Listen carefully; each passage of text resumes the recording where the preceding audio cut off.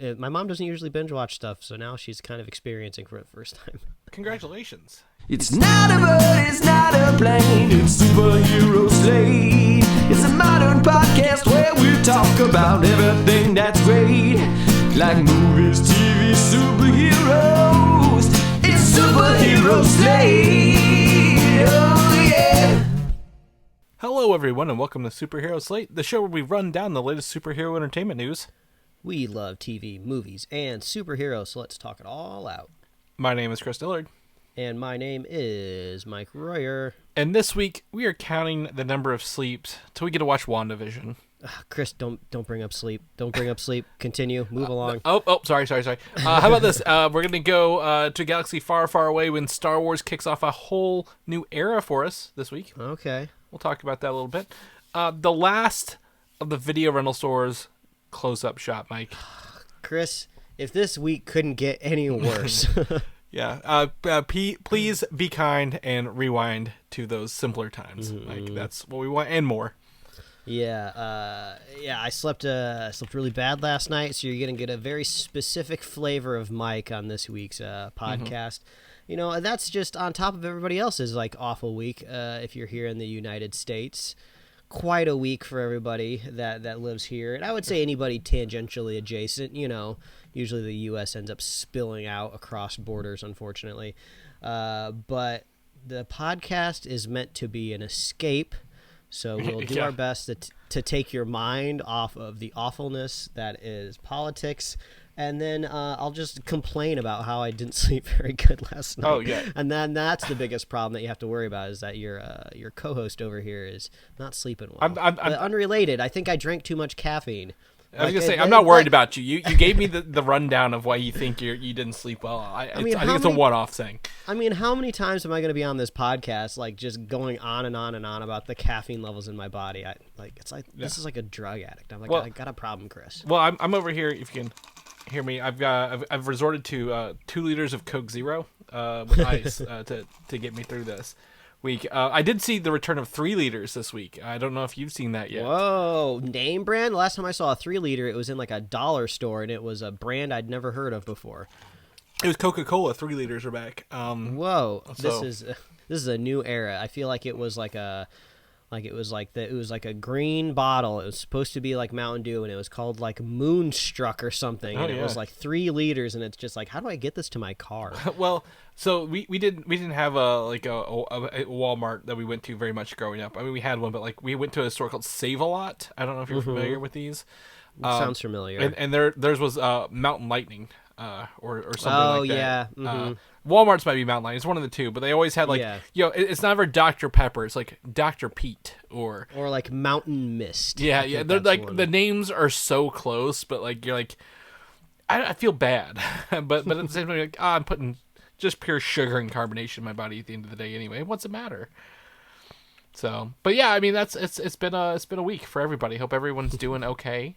First week of the year, we got stuff to look forward to, and we'll talk about that in a meantime. But I've been really taking. We had snow here. Yeah, I know that's not unusual. I mean, January. It's January, but at the same time, like there's snow in Texas. There's snow in Spain right now. I mean, I'm expecting maybe more snow than usual. But like when it snows and it snows enough as it did here, I just don't leave the house, Mike. I don't want to go anywhere. I want to look outside. I'm like, you know what? There's white stuff on the ground. I think I better stay here and play some video games, watch some TV shows, some movies. Yeah, you're getting in the hunker down mindset. Exactly, and that's what with a space heater and your video games. What else do you need at the end of the day? And it looks like you've been going back again to one of the game of the years on PlayStation here, Ghost of Tsushima. So tell us, regale us where you are now. Yes, I'm plugging away. I just found out that the game seems to be broken up into 3 acts, which makes a lot of sense because it's very heavily influenced by Kurosawa, the filmmaker, and even the story elements feel very like old school samurai-esque stories. So it makes sense that the game would be broken up into 3 parts, and it makes a lot of sense because you're locked out through the whole map at the beginning of the game, but you can see that the map is indeed divided into 3 sections. So, I get it now. When you move on to the second act, you get access to a new part of the island. And I've put a lot of hours into it already, so I feel like I'm really getting my money's worth out of this game. And it was like on sale, I believe, and I got it as a gift. So not only did I not have to pay for it, but the person who bought it for me, I believe, only spent $40 on it, maybe 50, but I believe it was 40. So I mean, this game is an absolute bargain the way I look at it. But it's getting the completionist side of my brain is starting to bloom a little bit with this game, where if an open world game like this gives me opportunities to just go out and explore and just like kind of totally avoid the mainline story, I will absolutely do that, because I feel like I'm almost like honorably cheating. Right? It's like, oh, I can use all of this extra time and I can just grind and I can like level up my swords and all my skills. And then like the next kind of like village I try to like, emancipate, I just absolutely wreck the Mongols. So that was going really, really well until I upgraded to Act 2. Now all the Mongols are a lot stronger. They got more armor. They're like throwing bombs at me and stuff. There's like these giant heavy dudes now, and it's getting pretty crazy, but it's still really, really fun. Are you sure you're not playing Spider-Man? Because that sounds like the enemies every time you get to a new part of the game. Like, well, now they have shields. Yeah, well, unlike Spider-Man, you're allowed to explore the entire city technically from the start of the game. So this one you're kind of walled off by the island, but it's been really, really fun. There's this really crazy emotional moment that kind of transitions you into Act 2, and no spoilers, because I think people out there still want to play this game that might listen, so I don't want to spoil anything. But they do a really good job on face acting in this game. I haven't played a lot of the kind of real iconic face acting games. Like, isn't there like a Mafia game where people go on and on about like the motion capture for the faces? I think the game might just be called Mafia, actually. I think it was it might be, I guess, technically last gen game now, but they've done a really good job when you get into the kind of like the high quality cutscenes of the facial acting. Well, so I really are you thinking that. L.A. Noire, maybe? Yeah, maybe that's what I'm thinking. It was the Rockstar game L.A. Noire, that they were like, this game is going to blow your mind with how realistic the faces are and everything. Oh yeah, because there's like interrogations in it, yeah. right, where you have to look at their face. Yeah, there's none of that in here. That's just me executing a lot of people. But it's been a lot of fun. So I've been playing Ghost of Tsushima, which is also known as a video game, Chris, which is how I'll transition into the next thing that we just started playing, which is known as a board game, a physical gaming. Games that make you bored. No, and it's called Santorini. So, Chris, you are a lot like me right now, where you only reside in your quarters with one other person, right? Our wives. They're the only people that could possibly play board games with us, which means you pretty much have to exclude all like 3 to 4 player board games, right? I know there's some board games out there where you can technically pare it down to 2 players, but it's like not as fun, or you have to kind of like do kind of like these hacks of just like, oh, we got to use these different rules if we want to do 2 players. So I was like, I don't want to do any of that. So I went online and I found like this really nice article where somebody compiled the best 2-player board games. I think this was back in 2020, which seems like a millennia ago. And it was really, really nice because it was like they had like editor recommendations and then professional recommendations of people that actually work in the board game industry.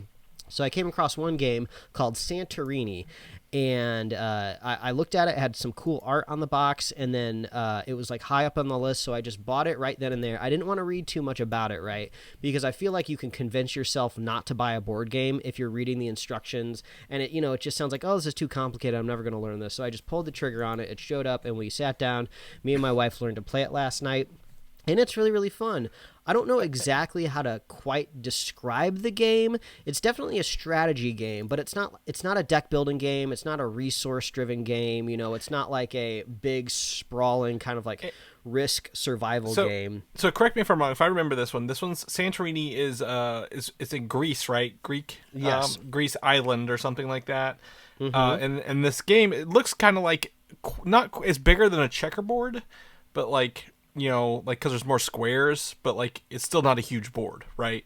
Yeah, it's I believe the grid is relatively small. Maybe it's 8x8. I don't know. I don't quite remember. Yeah. But what it is you're kind of these Greek builders, and what you're trying to do is you're trying to ascend your character up vertically, right?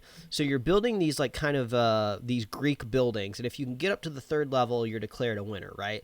But your opponent has the ability to build on top of anything that you're building, but they can also cap off the building with this kind of like blue dome, which really fits the kind of white and blue new aesthetic of Greece. And if a building gets domed, it means you can't get to the top of it anymore, and you need to scale down. You need to scale down your building. You need to find a new one. So it's kind of like checkers, but like with a 3D element. But it sounds like a Connect 4 building upwards in different directions. Yes, it feels a lot like Connect 4 in your mind when you're playing it, right? Yeah. Because you're just like, well, I can move over here and build on top of my opponent, and they can move over here. But anyway, it's really, really fun. The game instructions are written pretty well because you play a very pared down version of the game a couple of times in a row, and then you open up the instructions and you play the real game the way it's intended, where you get to draw a card at the beginning of the game. And you get these godlike powers that basically modifies the rules specifically just for you. So it might affect what your opponent can or can't do, or it might affect what you can and can't do. So it was a blast. Like, I felt like we haven't watched Queen's Gambit yet, but we just kept making Queen's Gambit jokes when we were playing it. We're like, is this what Queen's Gambit is about? Trying to figure out how to play this game. I've seen half of that show, and it's nothing about learning how to play chess. Because it's so funny because it's like, me and my wife know the move we're about to make could be good or bad, but we don't know if the move is good or bad, so we're always second guessing ourselves and going, oh wait, should we go here? But I would highly recommend Santorini. It's definitely a 2-player board game that can expand to 3 or 4, so I just like how you can actually have a great experience with just 2 people. So I should I'll try to look for that article and I'll put it in the show notes for other 2-player board games. There was one about like building quilts, which that came highly recommended, so you never know exactly what you're going to get. You definitely can't judge a board game by its cover. That's something I've learned over the years for sure. But that's how you chose yours, right? Yeah, exactly. That's how I chose it. So I'm a big old hypocrite over here. No, you're not a hypocrite. I mean, it's just. I mean, that's what it is. I mean, you like that art style fits you. No, exactly. So, but it turned out well, so that's great. But I'll probably maybe give this quilt one a chance, even though the front of it's not as fun looking. The other game I would recommend to people, just because this is a superhero show, is Marvel United. It's that game I backed on Kickstarter last year. Oh yeah. So like the base set is out. You can get it at any store really, but I know Walmart has one that comes with Venom specifically in that box.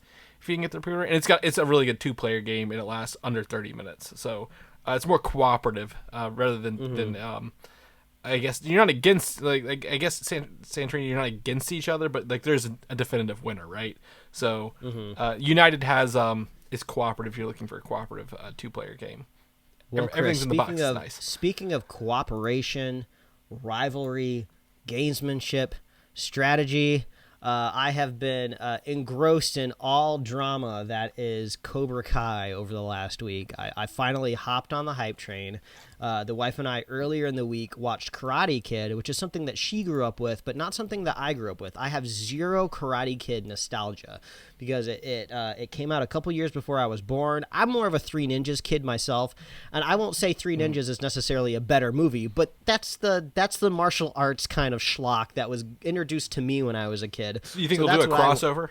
Yeah, so that's what I ended up watching. And then actually, just out of pure curiosity, we went on YouTube and watched the Three Ninjas trailer again after watching Karate Kid, and it's hilarious how they just basically the studio must have just been like, give us our own Karate Kid, cast an old Asian man basically to be your Mr. Miyagi, make sure he's old and weird and goofy, make him extra goofy. We want him to be better than Mr. Miyagi. So anyway, that was really funny. So anyway, we watched Karate Kid, and then we went right into Cobra Kai, and it has just been an absolute delight, right? I don't think necessarily Cobra Kai is going to win any sort of Emmys for like writing or direction or anything like that, but it's just so much fun because there's so much drama embroiled into rival karate dojos. It's just hilarious because you'll have your 2 main characters going at it, and then every once in a while a very sensible woman, usually ends up being one of their wives, just kind of cuts the tension with butter just to remind you and the audience that like your karate rival is absolutely hilariously silly. You are all going through midlife crises. So I love how they just kind of like take the wind out of their sails every once in a while. But I was actually pretty impressed with the show, because I thought it was just going to be Billy Zabka. I thought it was just going to be his show, and it was going to be about him kind of reinventing himself, and they're going to bring all of these new kids in, and it was just going to be that. But surprise to me, Ralph Macchio is 100% part of this show. I believe like anybody who was associated with the original Karate Kid movie is like an executive producer in some portion of the show. So I'm just surprised. It's very much like a sequel to all of these Karate Kid movies. It's just been fun. It's been so silly. I love Johnny Lawrence's character because he has like no filter. He's still so stuck in the 80s. So he says all of these awful like non-PC things, and then these like high school kids have to tell him like, you can't talk like that anymore. But it's like so funny. It's so hilarious. The karate, they take it so seriously, but then they know exactly when to make fun of themselves. And I've just been having a great time. I'm preaching to the choir here because people have been watching this show. It's like the only popular YouTube Premium show that made it out of that platform, and obviously made it over the Netflix, where they got a third original Netflix season. So I know people have been binging the show already, but I guess this is just me saying if you were late to the party, you're not too late. You can definitely still enjoy it. But I will give a slight recommendation of, I think the Karate Kid movies are required watching.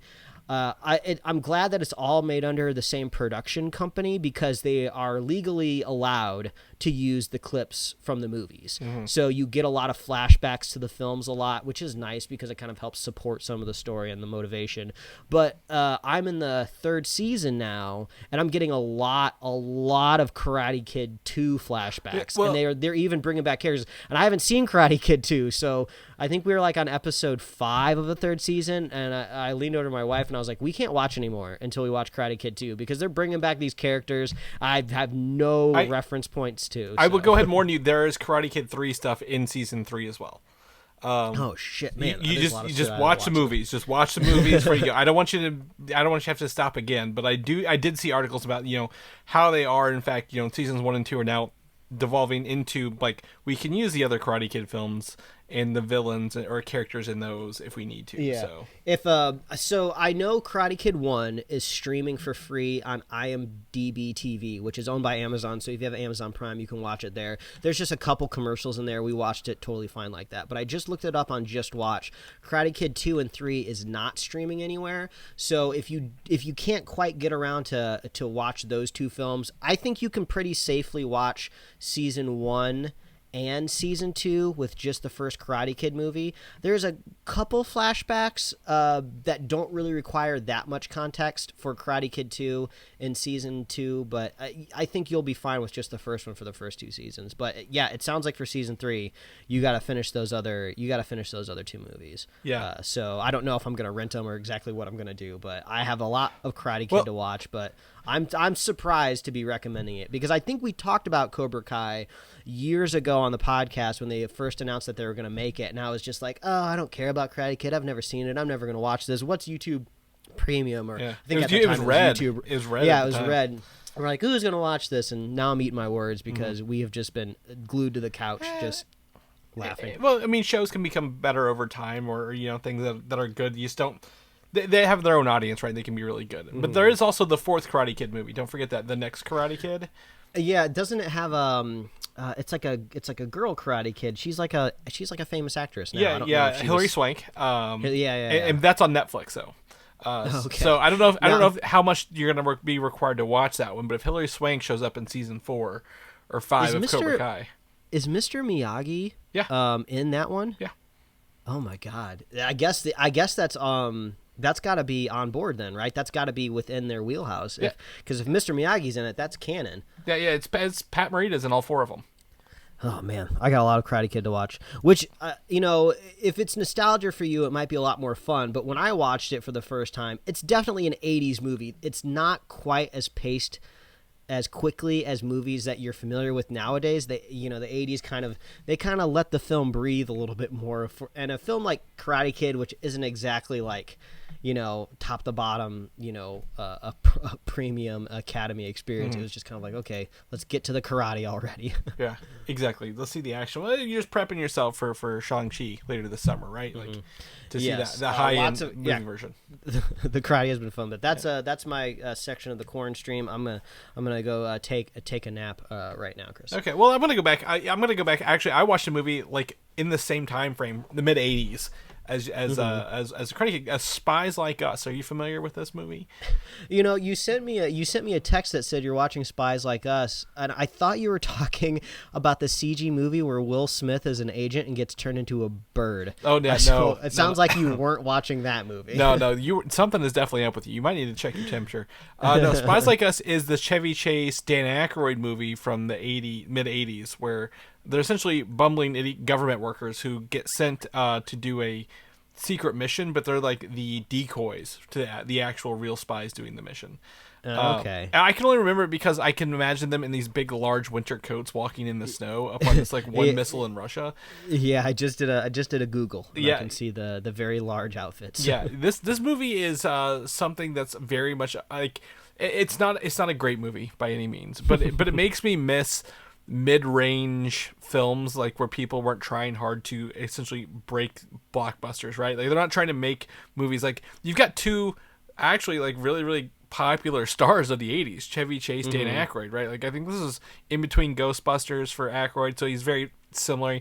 Chevy Chase is like he's the ladies' man of this era, but this is just like a middling, comedy along the way, and it's pretty funny. I did see some cameos from Sam Raimi and one of the Coen brothers in it though, which was fun. There's a ton of cameos, but I'm like I miss B movies like this where we could just like turn it on and not think about it and be like, yeah, I had a good time and walk away. Like I don't know how many much more of those we're gonna get coming up because everyone saved all their good movies for this year, so hopefully we can still get some of these movies like us. But yeah, the other one is that on HBO Max, the Will Smith Tom Holland movie? You know what? Oh yeah, Tom Holland is the good. You know what it might be? What is that called? Spies in Disguise? Yes, that's what it is. Spies in Disguise. Will Smith turns into a bird. Tom Holland's like, "Whoa, you're a bird," and then that's pretty much the only thing I know about the film right now. Yeah, let me see here. I'm gonna pull up just what it's on HBO Max. That's where I saw it. Yeah, so see, you can understand my confusion. Yeah, so yeah, it's all on HBO. I watched Spies Like Us on HBO Max, so benefit there. Bonus for me.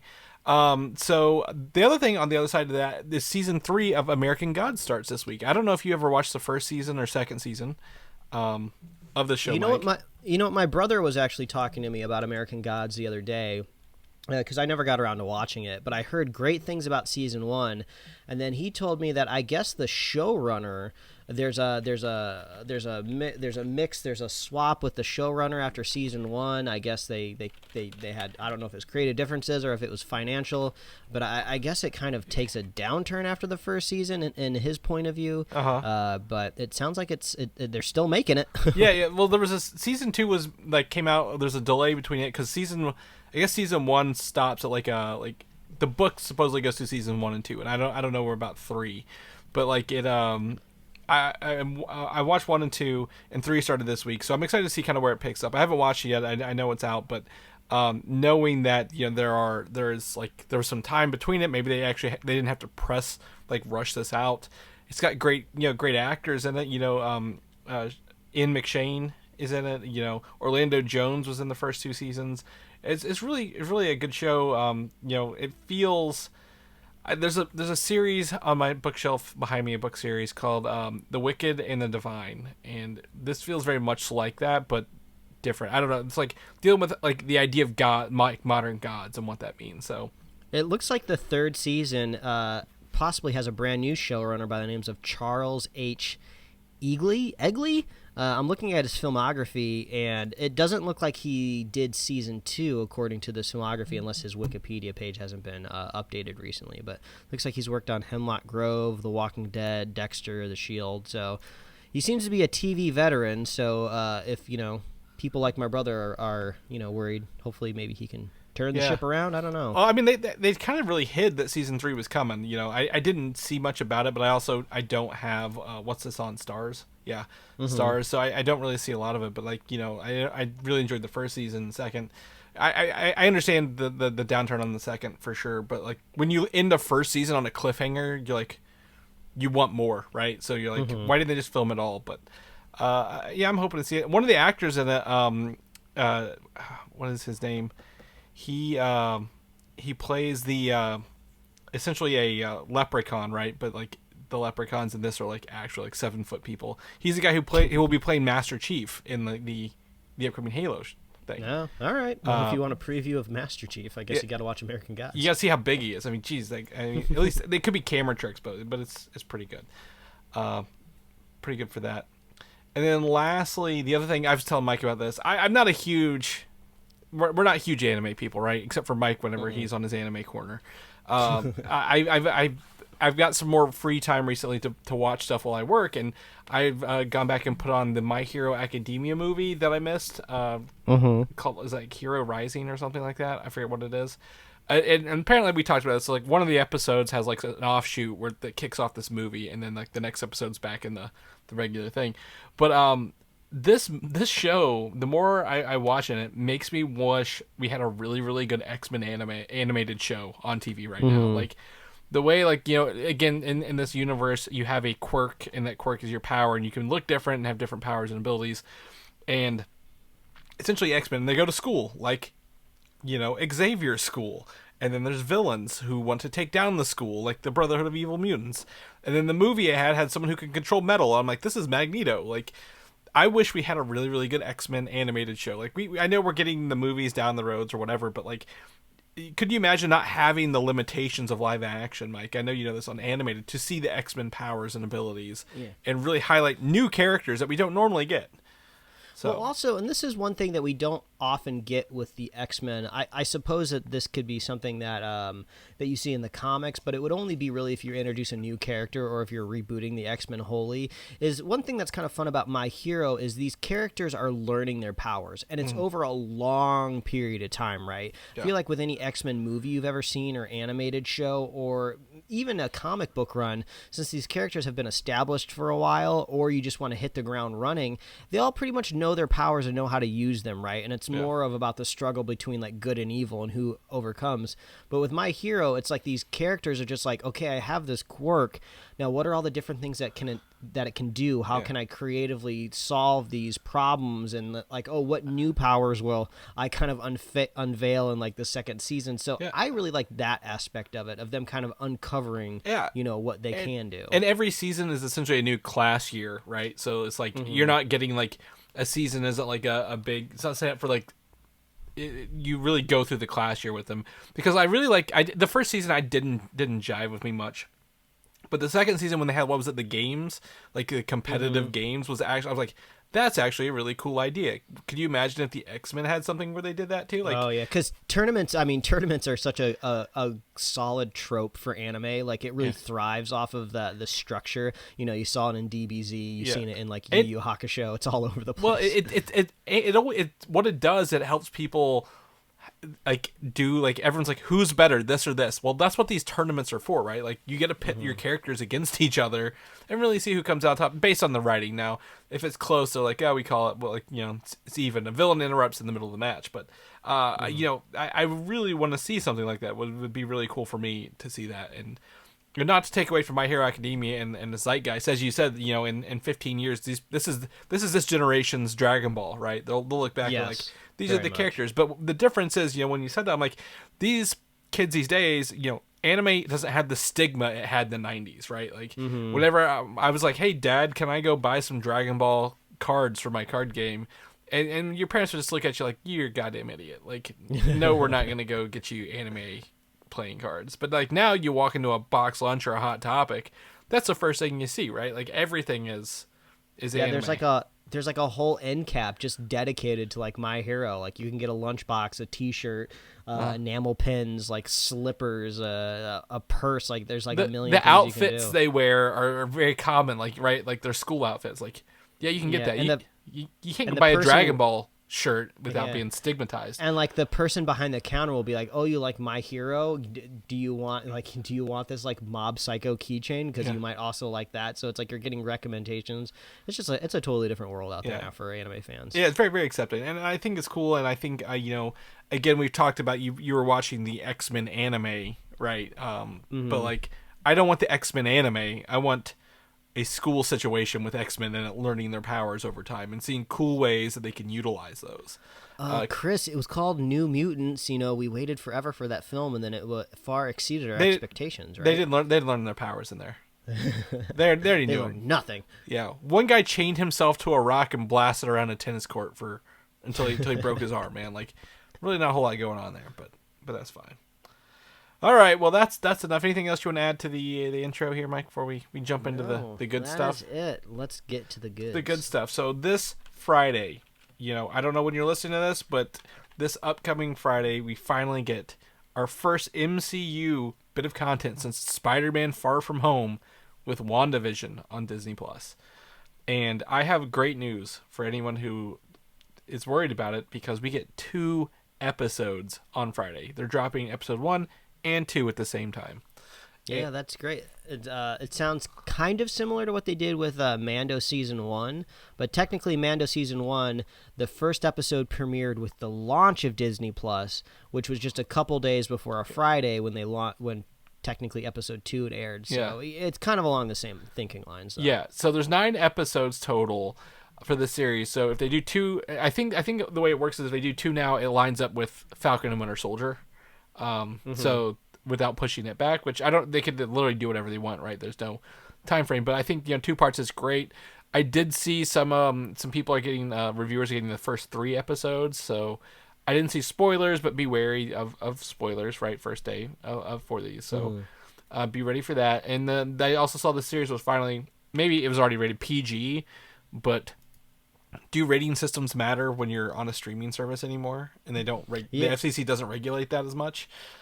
Yeah, I'm actually curious what that PG rating is supposed to be. I could see it if it's being rated like on a per episode basis. Those first couple episodes of WandaVision, I would imagine if it's going in kind of chronological order of television history, you're going to be getting the I Love Lucy era, of those probably those first couple episodes, which kind of would be PG, but eventually, I hope we get some kind of PG-13 stuff because Wanda is going to get pissed at some point in time, right, and punch somebody. And I don't think that's PG. Well, I think there can be. I think what I'm interested in is how much horror or psychological terror can they throw at us in this towards the end of it. So I don't know. Maybe it is that, but even if it's PG, it's a streaming service. They could be like, well, this is PG for a streaming service now because you have to have a credit card to watch it, kind of thing. So also, I believe the governing bodies that rate movies and TV shows are totally different. So I don't know if you can actually equate a TV show PG to being a movie PG. Yeah, so exactly. I don't know what to take out of this bit of news. Yeah, well, because they don't rate TV shows PG. They're like a TV MA or what was TV YA or something like Y7 or something like for like a cartoon. Yeah. So I maybe because of the length of these, they rate them each one of them as a movie, but I don't know. Again, like I said, I'm pretty sure digital services don't have to be rated to be released because technically it's the Motion Picture Association, and these are not This is not going to the theaters. This is going straight here. As much Bob Iger and Kevin Feige would like you to think that you're about to watch a motion picture. It is not a motion picture. It is a streaming show. I think they want the TV thing. I'm excited. They want the clout of the cinema quality. Yeah. With their show. They want your Twitter emojis. They want you tweeting about these and buying the next toys, right? Who's going to be the next toy on this? I don't know. We'll figure it out. But on top of that, Disney Plus also dropped Marvel's Studios Legends this week, where they're supposed to highlight a character over time. And apparently, I haven't got to watch it yet because everything I heard with these suck. These are awful. These are essentially long fan cam episodes where they're like, here's where we're going to highlight the Wanda in all of her Marvel sequences. And that's it. And same with the Vision, which like they said like you could literally find better runs of these on YouTube if you wanted to. Yeah. I mean, that's what we talked about when we heard that the show was coming out. It's like, yeah, it sounds like this already exists, but is this just like, this could possibly just be a way to put content on Disney Plus without having to hire anybody except like an editor and possibly like a producer, right? You just have one person sift through all of the footage. I guess the advantage is they're legally allowed to use it, as whereas YouTube, depending on how much you use of one thing, and if you're technically changing it with a critical eye on it, it won't get removed from YouTube. But either way, yeah, I don't really know who needs this, but if they want to technically tell their investors that they added one more new show to Disney Plus, this is a very cheap way to do it. Yeah, very much. I mean, this is something you put an intern on, like, make me this by next week, chop kind of thing, and that's what it feels.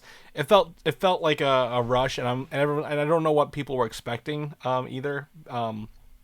They're not going to give us the behind the scenes stuff, right, or anything spoilery until the end of the show. So, now, do you think every episode of WandaVision will have an after credit scene, or just the final episode of this season? I mean, I don't know.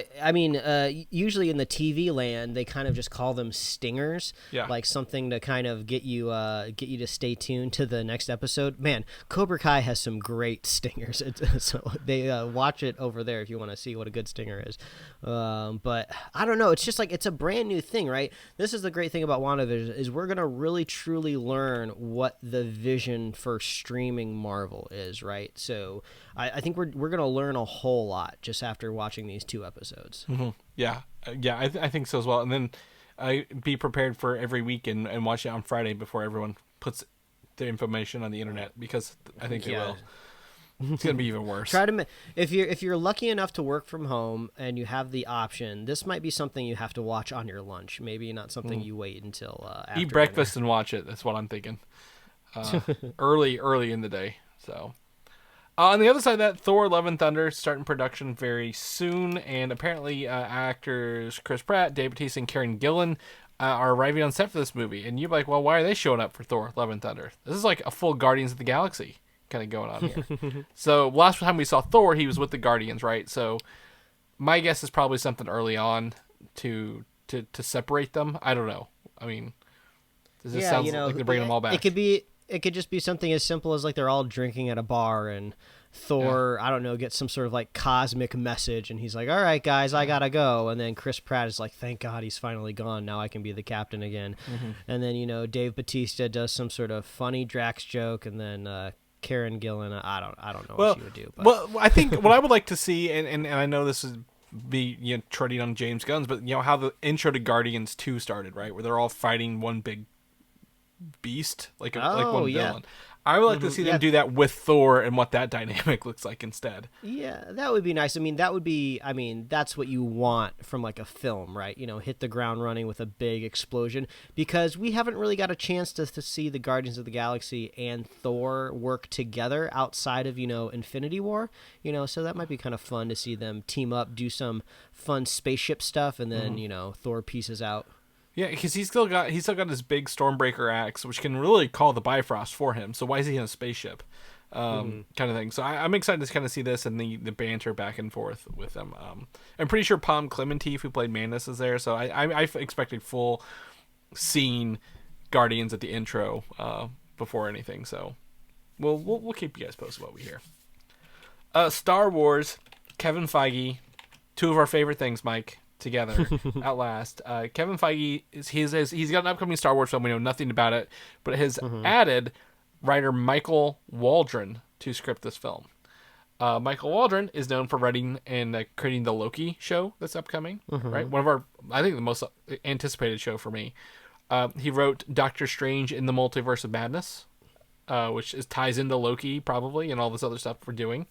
And then he was also he worked with Dan Harmon on Harmon Quest and Rick and Morty episodes as well. So he sounds like an upcoming writer, and seems to be a great way to keep him in the Disney umbrella here with Kevin Feige. If he got trust in him. They must have a really good working relationship, because he's obviously proved himself over on the Marvel side of things, right? I would think Kevin Feige, is not is not treating his Star Wars film just like another project, right? You know, maybe when it comes to, you know, the way you schedule it, the way you plan it, the way you produce it, you know, yeah, all these things, but it's got to feel different to him, right? I mean, Star Wars means something different for everybody out there, and this is like a brand new franchise. I mean, Kevin Feige obviously doesn't need any more praise. He's had plenty, and he's also has plenty of money, so he's already proved himself to be accomplished. But you know, it's just kind of like this is optional for him, right? So I'm sure he wants to smash it and knock it out of the park. So he must really trust this guy. That I think it's maybe more of a passion project, right? Like, hey, I've done all my Marvel stuff, right? Give me Star Wars. I got an idea. Let me see what my idea is and how we can get that going. Now, you mentioned franchise. I don't know if this will be a kicking off a franchise or if it'll be a standalone movie. I mean, if they're lucky, it'll do, you know, essentially be the Iron Man of Star Wars again, if we can get that. Maybe. I mean, you know, Patty Jenkins has lost a little bit of luster the past couple weeks with Wonder Woman 84, so her Rogue Squadron isn't really holding up there. But if I, you know, and Waititi has one too, right? That he's working on. Yeah. So I could see them working together, kicking something off. But yeah, I think this sounds like a passion project that he wants to work on, and you know, hiring someone who could maybe take his vision and get it going, sounds pretty good. But Godspeed, Michael Waldron, and whatever director decides to tackle your script, because it's rough out there in the creative world of Star Wars, and I wish you all the luck in the world. Well, if you're a director, you have a 50-50 chance of being fired on a Star Wars film. So that's the stats right now. What if they got the Russo brothers for this? Oh God, that would be. I mean, like, that'd be insane. I obviously I'd be okay with it because the Russo brothers have not let me down yet. Yeah. I think Feige probably pulling somebody new, but I mean, I think that'd be interesting to think about. On the other side of that, Star Wars has kicked off their High Republic this week. Their new era, 200 years before the Phantom Menace and telling about Jedi and stuff when the High Republic. So some of that includes the comic books, the High Republic, which I read. I picked up the adult novel as well, and they have young adult novels and some other materials for this kickoff as well. Comic book's been interesting. I will tell you, Mike, without spoiling anything in it, because you know you're dealing with a whole different Jedi feel. Like, they're not warriors back then, right? They're not the generals that we saw in the prequel trilogy. So it was definitely interesting to see. I'm excited to kick off the actual full novel as well. Correct me if I'm wrong. In the High Republic, the only overlapping character is Yoda, right? He's younger, but there's no other characters that would still be alive. Well, right? there are some on the council who are still on the council in Phantom Menace, but like they're like people you would know, like Oppo Rancis, or there's another guy, Yariel Poof. And if I said those names, you're like, who the hell are those guys? So basically, the only characters that could possibly make it into the prequels are, you know, non-humanoid characters that have a longer than normal human life. Correct. Yes. As of right now, none of the other humanoids, heroes or villains, are in this except for Yoda at this point in time in those two. So it feels not. I'm not looking for the word sanitized from that, but like, you don't have to know the other stuff. You can jump in pretty good. And what's cool is they actually, I sent you the timeline, right? Because you were like, I wish I had a Star Wars timeline. And I'm like, well, look what they had. Literally the first page of the comic book shows us the timeline for you. Yes, I need all of the timelines. So there's that. But like, the way they break down, like, there's different Jedi classes. Like they're not warriors, but like there's envoys and stuff like that, like where they go out and explore stuff and help things. So, and, you know, it's been the comic book was pretty good. I'm excited to read this. I mean, is there any interest for you in this High Republic era? Really, what I want in Star Wars is I want something just totally, absolutely new, which is why I've been looking forward to Knights of the Old Republic, just because it's so far back in time. You can't attribute like anything to a character that you've known in the Star Wars universe before, right? Like, maybe like locations you could go back and have some fun with, but like, it's so far, like, even like the oldest creature couldn't quite, you know, trace their date of birth back that far. Or, I'm always looking forward to moving forward because you get to invent brand new stuff. So, like, the High Republic almost seems like a half measure to me. Like, we don't quite want to be out of our comfort zone, but we want to strike, like, a new era in the timeline. So, yeah, I'm not too over the wall for it, but, maybe the Disney Plus series might change my mind. So the Acolyte is the only video media coming out of this that we know of right now, which I think was more like a villain series, right? Like a Sith focus kind of thing. But I will tell you, if anything about the High Republic will get you excited, Mike, it is the number of lightsabers. And the different, I like lightsabers. The different looks of lightsabers and the different colors of lightsabers. They're the whole gamut here, right? So the Padawan in the comic book I was reading, she actually has a double-bladed one like Maul, but it's I think two green colors. So there's yellow, the blades are all over the place. I think you really like the design. So if I see something like that, I'll send you some screenshots. But the High Republic is officially kicked off. The other part of this news this week, I almost didn't put this in here because I forgot about it. That's how much I've been thinking about this, Mike. I forgot about it. Is it Quibi? Yeah, we can audibly hear you trying not to laugh. Quibi. The Roku has purchased the Quibi library, if you will, for use on their ad-supported streaming channel. And later, if you're unaware, the Roku stick or TV or whatever you have, they have the operating system inside of it that runs all of these channels, but also it has like a separate Roku TV app, which has some, usually I believe it's almost all ad supported stuff in it because the Roku TV app doesn't cost you anything. I think you can technically remove it from your Roku stick if you really don't like it. Kind of like those Apple apps that just bug you. Like, no, I don't need the stock ticker. Get out of here. Delete, or I'll hide you in a folder. But it is funny that Roku acquires Quibi, or at least the Quibi content. It just makes sense. And the thing is, again, just to reiterate, and we talked about this before the show, is that Quibi actually doesn't own any of his content. I think it's just a streaming rights for some of this stuff, like a streaming window. So, which is why a lot of the actual like larger companies didn't want to buy into Quibi, because they're like, you don't own this. You actually just funded them and you're going to stream it, right? So that's really weird. So there's like 75 plus shows. Some of them will be debuting for the first time on Roku instead of Quibi because they didn't make it out in time. And then, again, I pose this question for Mike. Will I have to turn my TV sideways to see all the content? Or is it all on the time? That's one of the more curious things for me, right? Like, I didn't watch a lot of Quibi content like most of the people on this planet. And, there was some stuff pitched as like, oh, you got to move the phone to experience the whole thing. Or like moving the phone was more like supplemental. So I'm curious if there's kind of like a third cut, right? There's kind of like the director's cut, of a particular quick bite that's just like, okay, let's edit kind of like the little bit of everything together so we can kind of show somebody like, what it would have been like. Because I did watch like a short of Reno 911 where at one point in time when you turn it vertically, you're watching the camera that like one of like the teenage skateboarders is holding, like recording the guys, but if you flip the camera back, horizontal, it's just like a normal kind of like cops experience.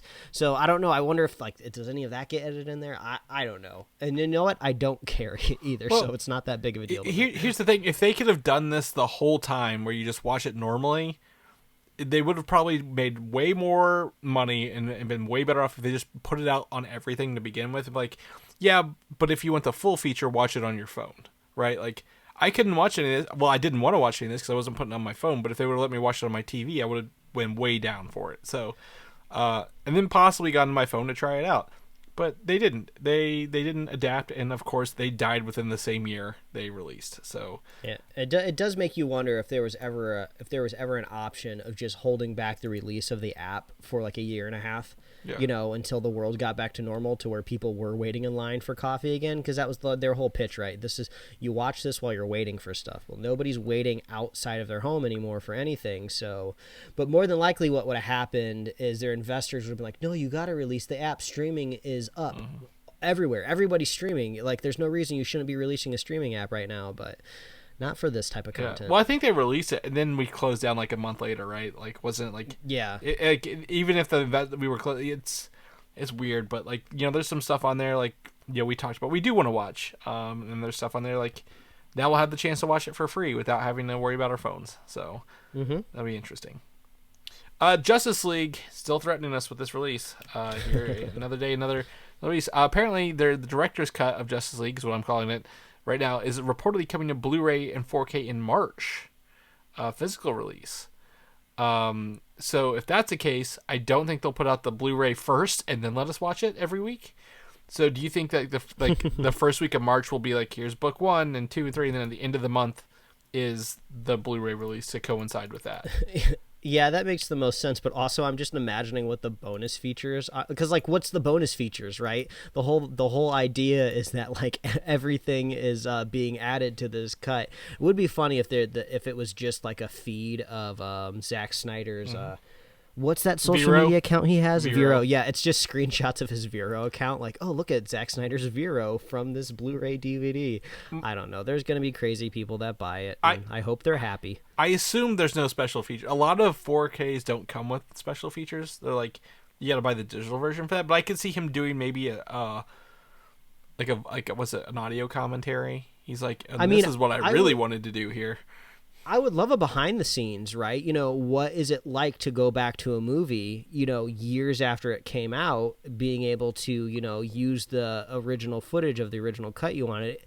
That would be kind of interesting to see behind the scenes, but I have a feeling it wouldn't make me like Zack Snyder anymore because I just feel like he's getting up his own butt with this too much. So I feel like I would just see more of that. In 1 year, possibly 2 years, I expect a documentary, The Making of Justice League documentary about this whole scandal and fiasco for the past 5 years to come to HBO Max. Oh, and give it even less time for somebody to make their own version on YouTube, and it's just going to be extraordinarily bad, and I don't know who would put up with it. But yeah, somebody will put their own speculation on there. Exactly. So I could imagine a full documentary within a year.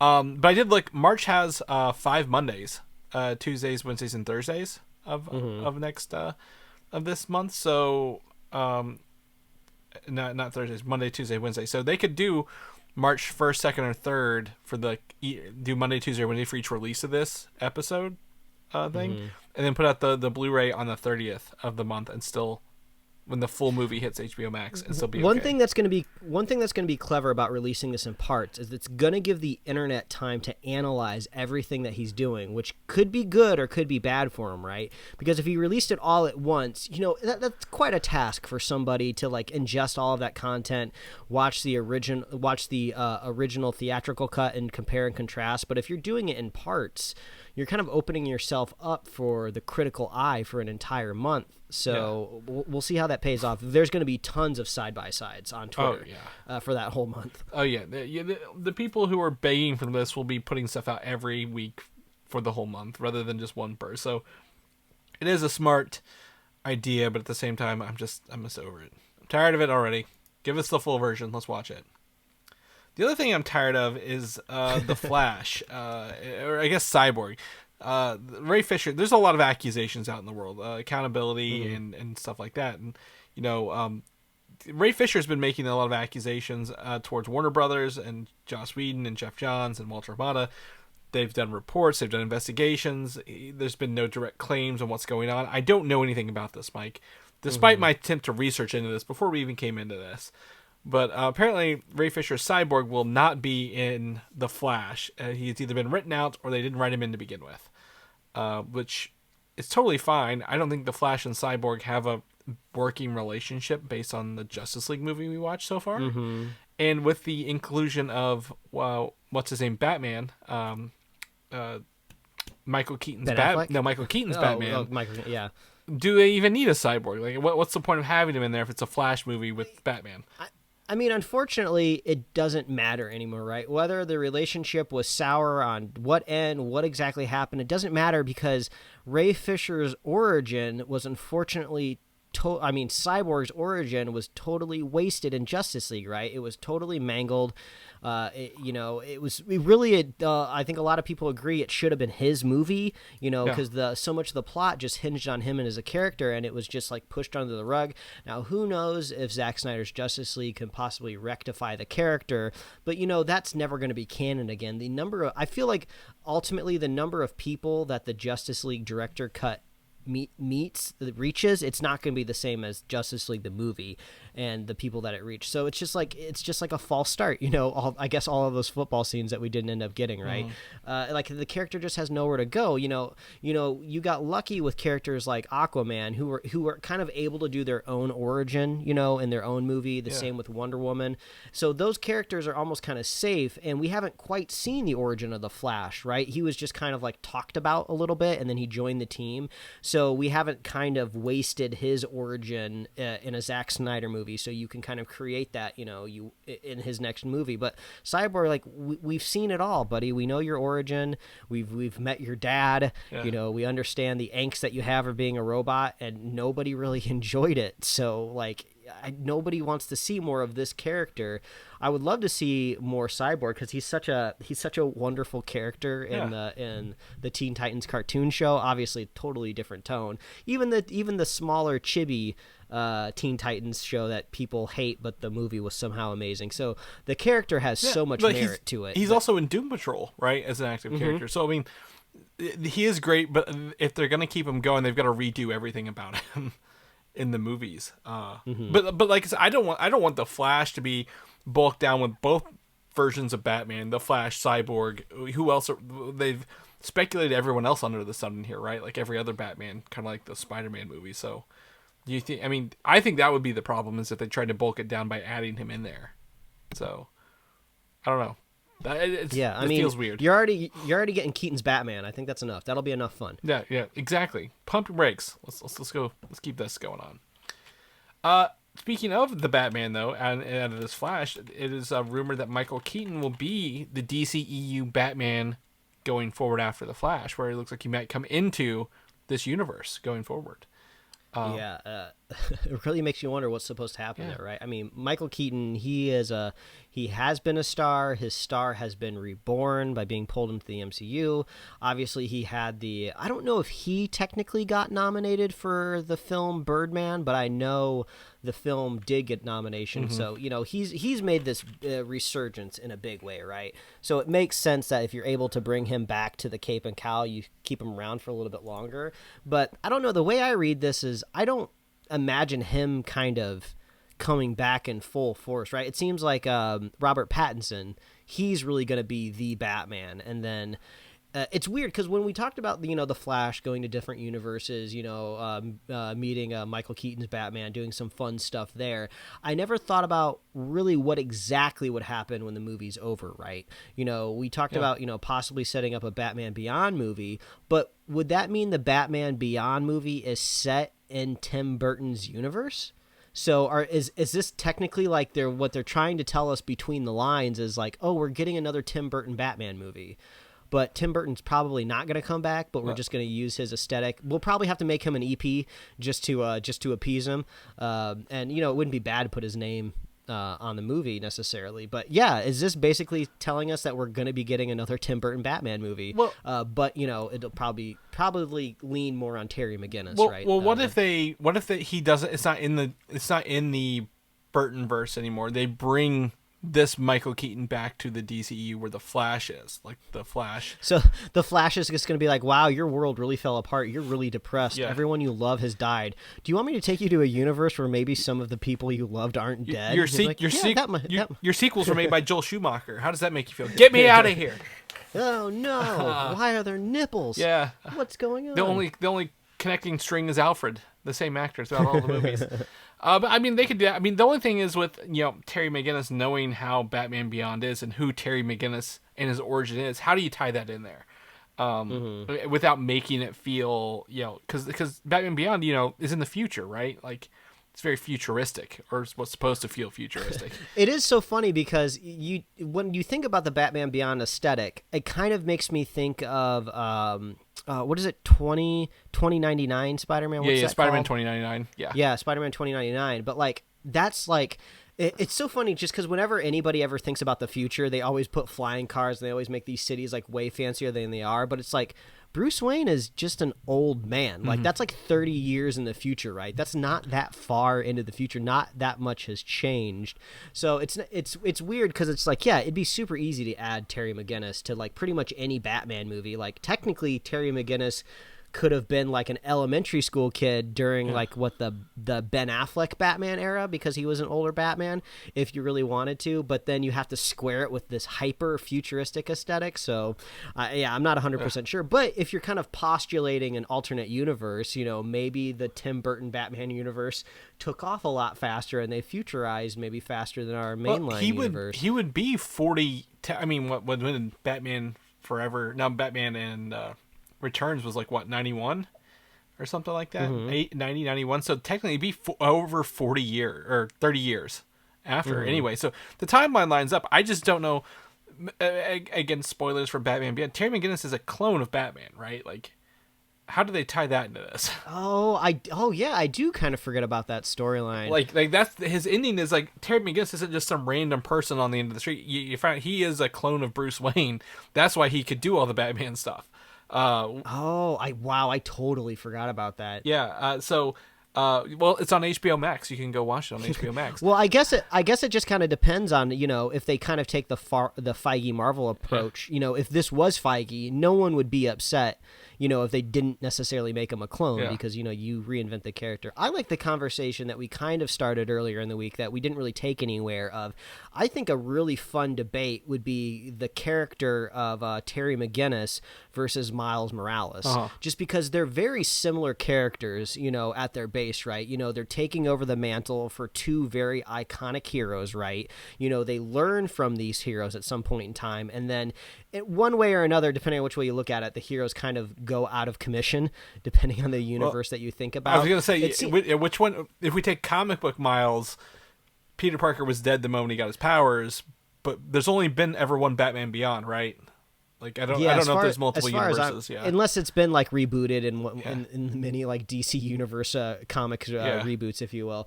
But also the characters seem to be almost invented for the same type of market, like generation, right? Like, we need to refresh our iconic characters and reach a younger audience. Let's basically make younger kids, into these superheroes. And I think they both have very strong storytelling elements to them. So. Basically it kind of makes sense, right? If Warner Brothers is trying to respond to the popularity that is Miles Morales, Batman Beyond Terry McGinnis makes a lot of sense. And I'm looking forward to kind of the two kind of battling each other out, even though they don't really make an animated Batman Beyond movie. I mean, like, to compete with Into the Spider-Verse kind of thing. What do you think about that? Oh, I see what you're saying. Like, go next level. Yeah. Okay. Yeah. Because technically the Joker one was theatrical. Yeah.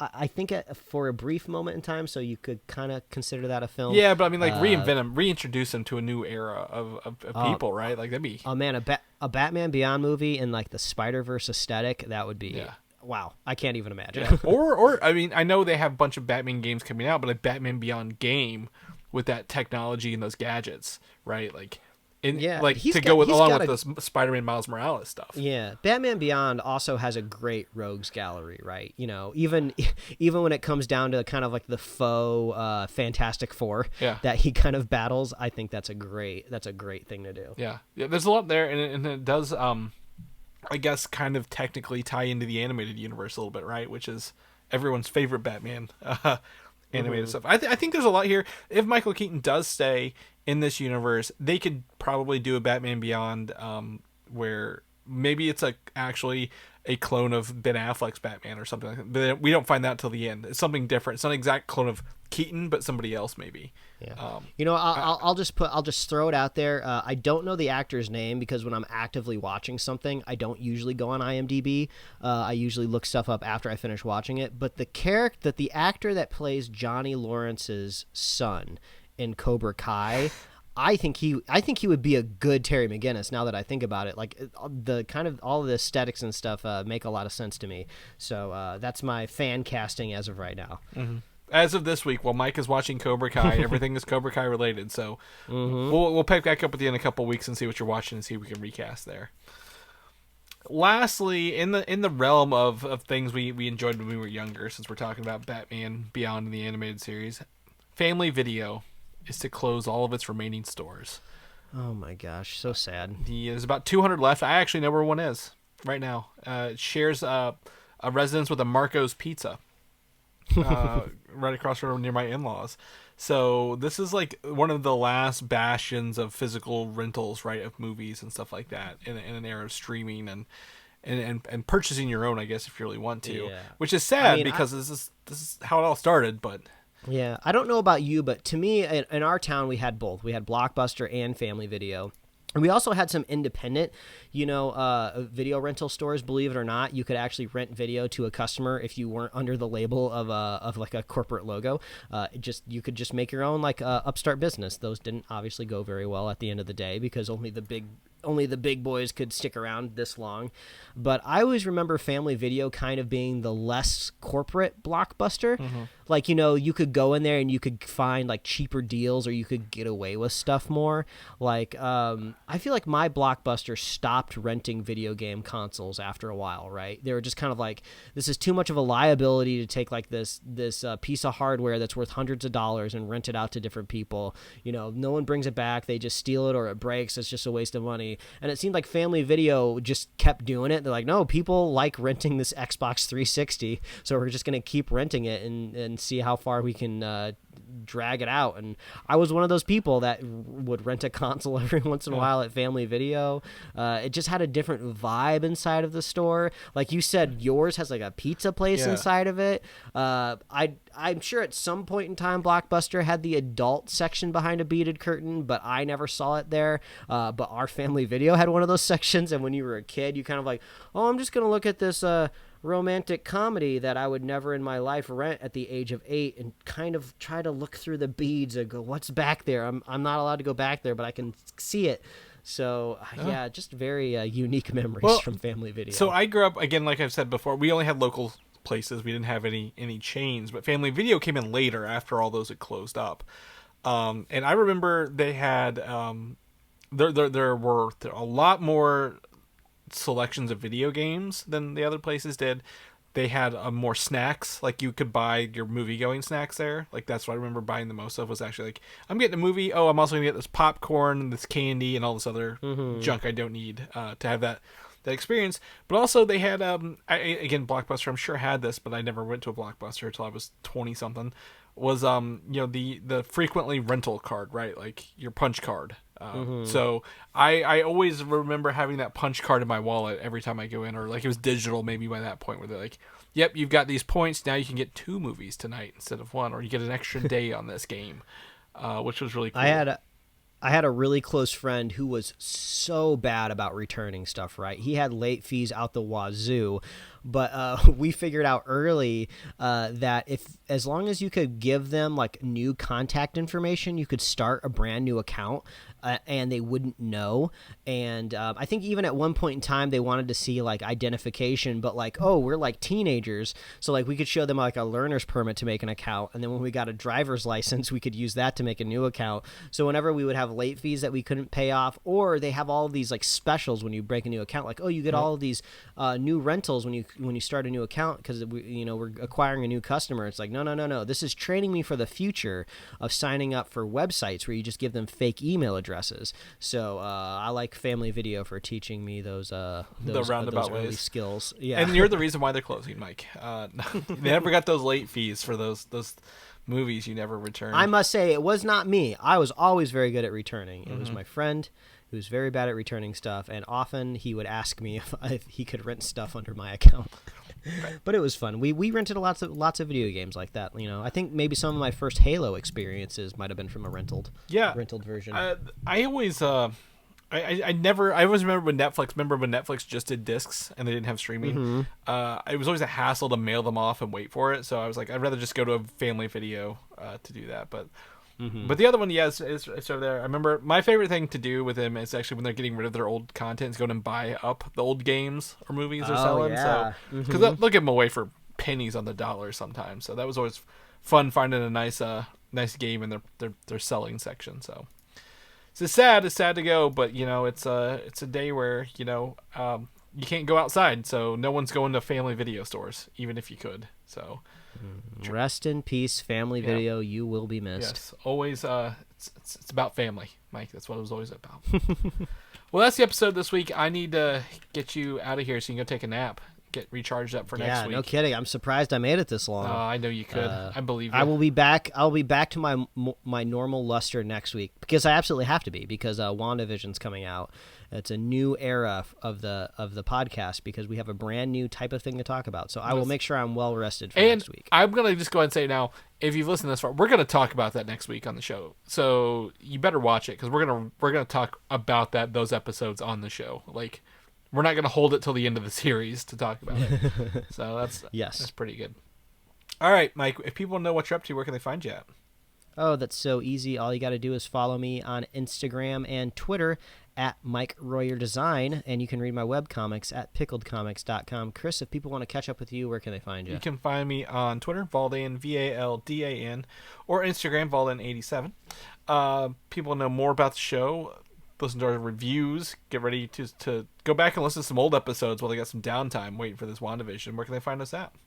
Oh, all you got to do is visit superheroslate.com. That is the best place to find all the avenues we host our show and to get our awesome show notes. So you can head on over to superheroslate.com, find us on Apple Podcasts, YouTube, Spotify, wherever else you love to listen to fine podcasts. Please like us on Facebook.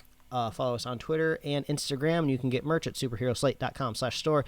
We love hearing from you, so please reach out and let us know your opinion on Miles Morales versus Batman Beyond.